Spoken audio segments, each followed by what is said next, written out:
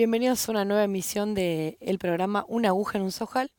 Y nuevamente vamos a estar con la doctora Gorban, Miriam Gorban, que bueno, realmente no tiene desperdicio nada de lo que ella ha podido desgranar a lo largo de las entrevistas. Y bueno, en esta oportunidad, ¿con qué vamos a seguir, Diana? Y bueno, los métodos como para que podamos adueñarnos de lo que comemos, dice ella.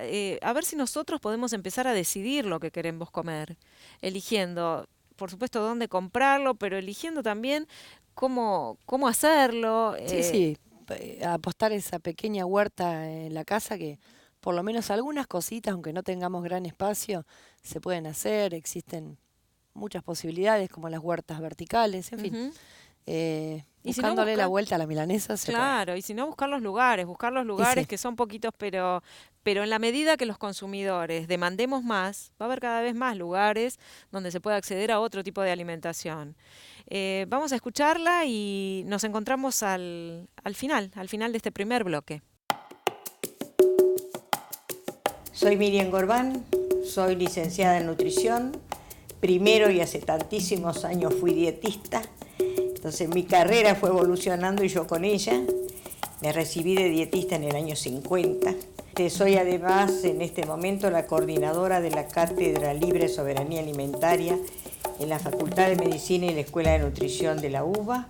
Soy presidenta honoraria de Médicos del Mundo, pero además soy desde siempre miembro de la Federación de Graduados en Nutrición, la Federación Argentina de Graduados en Nutrición, que nuclea hoy a casi 15.000 nutricionistas de todo el país, desde Tierra del Fuego hasta Jujuy.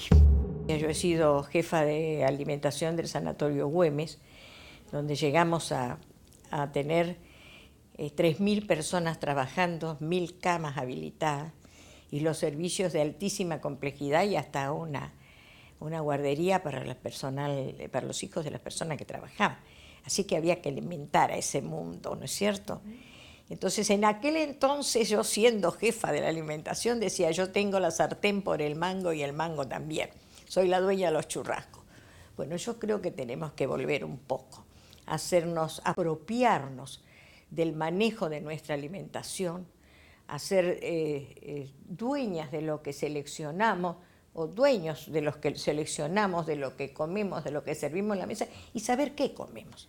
Hay algunas otras cosas simples. En algunos lugares tenemos un pedacito de terreno. Vamos a hacer la huerta comunitaria y la huerta urbana también. Y podemos cultivar algunas cosas mínimas que podemos hacer. Qué sé yo, hay huertos verticales, hay huertos hidropónicos, hay huertos urbanos para las ciudades, algunas cosas mínimas que podemos hacer en nuestra propia casa, que además entusiasma a los chicos, porque ellos crecen junto con las plantas, entonces van a ver que ese proceso les pertenece porque les es propio, ellos están creciendo junto con las plantas. Yo por lo menos siempre recuerdo y cuento que yo no sé, creo que no se hace más, del famoso porotito que nos hacían germinar con el vaso y el papel secante en las escuelas. Y la fiesta que era para nosotros que éramos niños, ver cómo iban saliendo los brotecitos. Y somos nosotros que vamos creciendo como las plantas, pero tenemos que estar bien nutridos, ¿no? Usted participó y tuvo un espacio muy preponderante, impactó mucho su intervención en una audiencia pública que se hizo en el Congreso, en diputados, sobre el tema precisamente de las fumigaciones. En la escuela fumigada de Entre Ríos. Sí, de Entre Ríos, de todo el país. Sí, bueno, pero el otro día me mandaron ese mail. Yo no, a veces intervengo, me pongo, ¿cómo diría? Me enojo. Y yo misma no me doy cuenta, pero cuando me viene el video yo misma me sorprendía de las cosas que había dicho. Pero es cierto, es cierto. ¿En qué cabeza cabe de un ciudadano, de un hombre socialmente instalado en esta sociedad que va a fumigar una escuela o que va a fumigar un hospital? ¿A quién se le ocurre semejante cosa? Entonces, si decimos, vamos a aplicar el principio de precaución, porque si les hace mal por las dudas, no, les hace mal. Se enferman, Las escuelas están avisándole que esta es una escuela, hay una bandera, hay un cartel enorme que es una escuela. Ahora, usted introdujo ahí una idea que me parece que también sorprendió, que es el tema de que, bueno, existen los sindicatos, los docentes están sindicalizados, piden las cosas en conjunto. ¿Por qué no toman este tema? Contéstemelo usted. Esa es la pregunta que yo también me hago. Yo también me hago esta pregunta.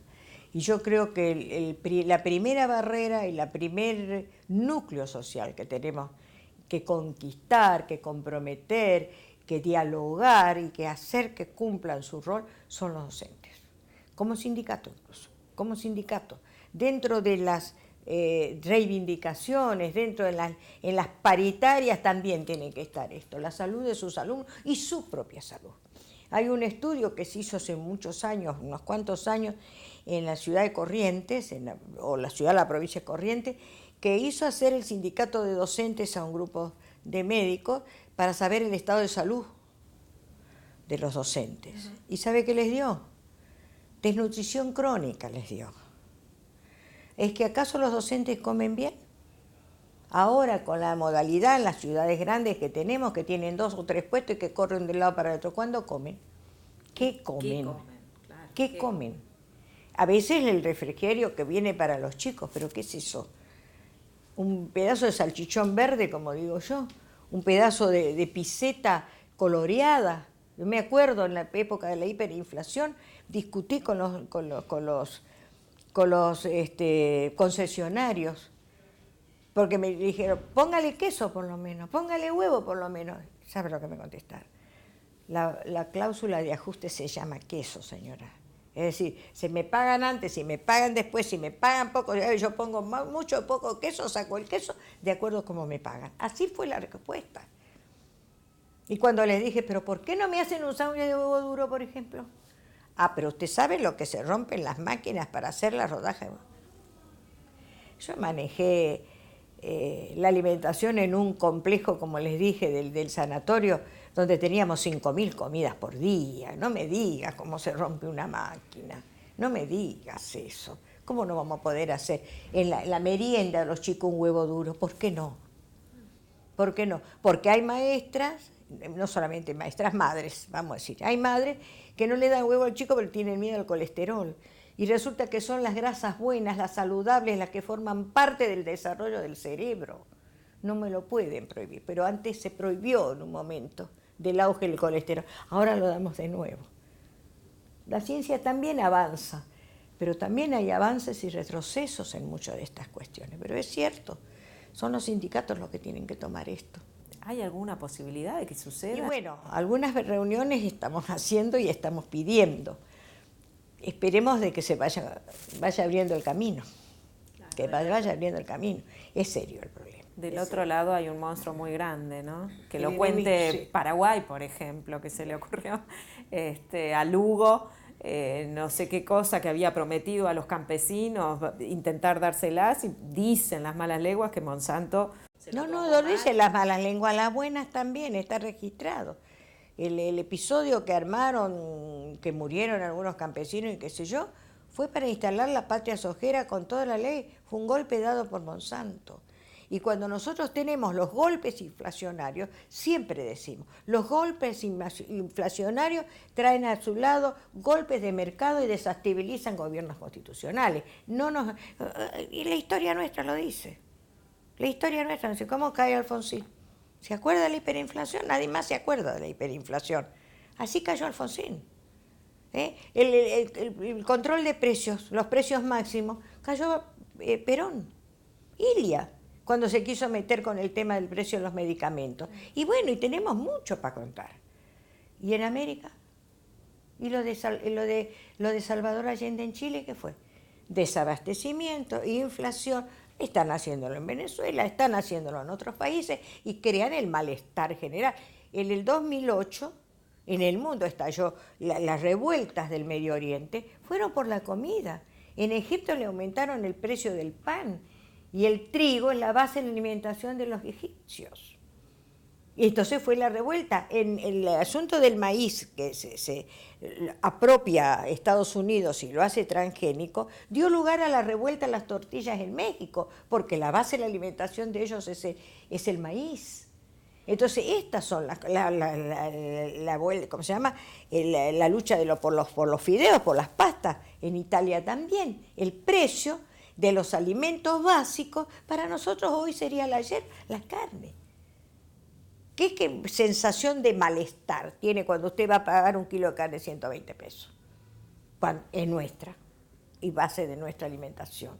Entonces crea esta sensación de malestar, de irritación, de mal humor y terminan en golpes de mercado. No necesitan balas. Bueno, yo quisiera destacar de estas tantas cosas que dice la licenciada Miriam Gorban, una que me parece fundamental. Así como los sindicatos, los maestros en los sindicatos pueden instrumentar luchas que tengan que ver con dignificar su trabajo, vos sos docente, y te lo digo mirándote. Realmente, señores, ¿qué pasa? ¿Por qué no se juntan y se empieza a pensar un poco? Primero, en que los chicos dejen de estar fumigados. Segundo, en que los chicos empiecen a poder acceder a otro tipo de alimentación.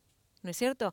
Ella ha venido hablándonos de qué pasa, por qué no hay kioscos saludables, por qué no se empieza a pensar y a hacer circular los conocimientos que ya se tienen, ¿no? Seguro. Desde la cátedra en la que ella está trabajando tanto, de la UBA, de la Facultad de Medicina, Soberanía Alimentaria, bueno, es un semillero de profesionales que están trabajando muchísimo en ver cómo acercan a la gente común otro tipo de idiosincrasia cada vez que nos sentamos adelante de un plato de comida, ¿no?